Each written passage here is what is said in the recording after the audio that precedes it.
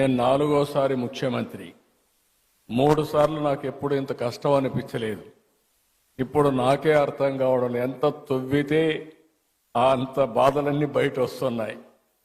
ఒక పక్క మనసు ఉంది, దూసుకుపోవాలనే మనస్తత్వం ఉంది. ఇంకొక పక్కన చూస్తే వెసులుబాటు లేని పరిస్థితి. ఓసారి చిన్న చిన్న కష్టాలు వచ్చినప్పుడు 4-5 సార్లు కూర్చుంటే సమస్యకు పరిష్కారం దొరుకుతుందేమో కానీ ఈ 6 నెలల నుంచి నేను రాత్రింబగళ్ళు ఆలోచిస్తున్నా, పట్టుదలగా పరిశోధిస్తున్నా. అయినా కూడా ఇప్పటికి కూడా నాకు ఒక దారి దొరకలేదంటే ఎంత డ్యామేజ్ జరిగిందో మీరు అందరూ గుర్తుపెట్టుకోవాల్సిన అవసరం ఉంది. అయితే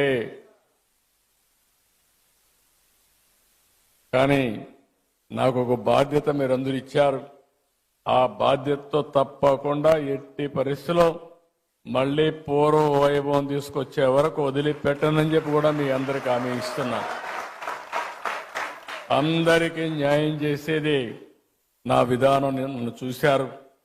ఏ ఒక్కరికి కూడా నేను ముఖ్యమంత్రిగా ఉన్నప్పుడు కానీ తెలుగుదేశం పార్టీ అధికారులప్పుడు జరగలేదు.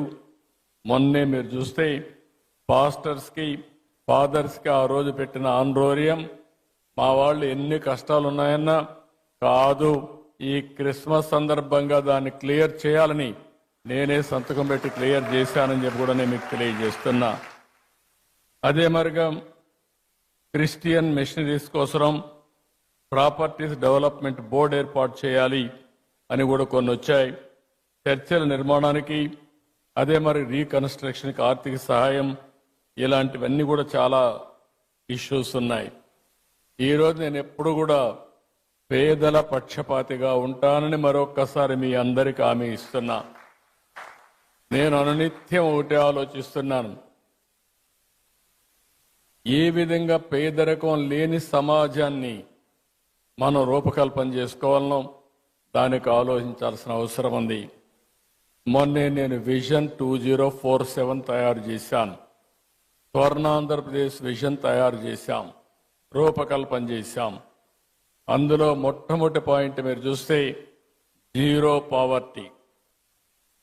ఇంతవరకు అందరం చెప్పారు మేము పేదరిక నిర్మూలన చేస్తామని చెప్పారు, కానీ నేను పెట్టింది ఆర్థిక అసమానతలు తగ్గించే విధంగా మొట్టమొదటిసారిగా పేదల్ని పూర్తిగా ఆర్థికంగా పైకి తీసుకొచ్చే వరకు ఈ ప్రభుత్వం అండగా ఉంటామని చెప్పి మరొకసారి తెలియజేస్తున్నా.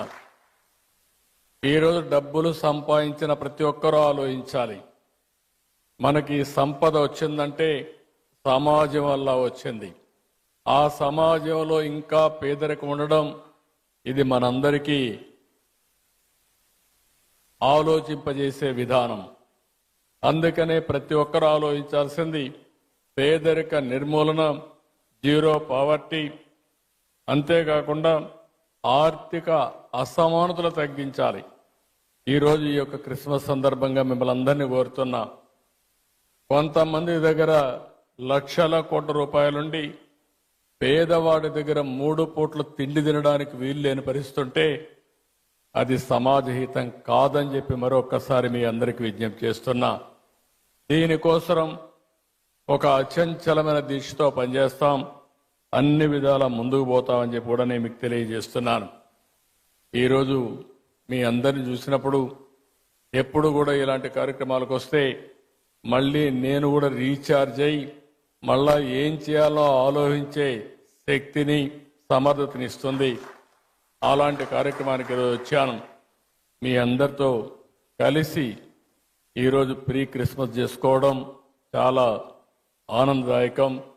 నేను ఈ నెలంతా కూడా మనందరం ఒక విషయం చూస్తే ఓసారి కొన్ని పండుగలు ఒకరోజు చేస్తాం, కానీ డిసెంబర్ 15 నుంచి స్టార్ట్ అయ్యి, డిసెంబర్ నుంచే స్టార్ట్ అయ్యి జనవరి 15 వరకు మళ్ళీ ఒక నెలంతా కూడా పండుగలు చేసుకునే ఏకైక పండుగ క్రిస్మస్ అని చెప్పి కూడా నేను మీకు తెలియజేస్తున్నా.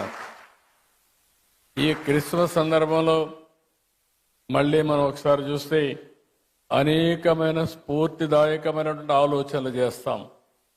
ప్రతి ఒక్కరూ ఏ విధంగా ఉండాలి, యేసు ప్రభువుని ఏ విధంగా ఆదర్శంగా తీసుకోవాలి, ఏ విధంగా ఆయన స్ఫూర్తిని సమాజ హితం కోసం ముందు తీసుకుపోవాలను ఆలోచించే సమయం. ఈ సమయంలో నేను ఒకటే మీకు హామీ ఇస్తున్నా, ఈ ప్రభుత్వం మీకు అండగా ఉంటుంది. వ్యక్తిగతంగా నేను మీకు అండగా ఉంటా. మీ సమస్యలను పరిష్కారం చేసి ఎక్కడ పేదరికం ఉంటే అక్కడ మేము ఉండి అన్ని విధాల మిమ్మల్ని ఆదుకుంటామని చెప్పి మరొక్కసారి తెలియజేసుకుంటూ అందరికి కూడా హ్యాపీ క్రిస్మస్, మేరీ క్రిస్మస్.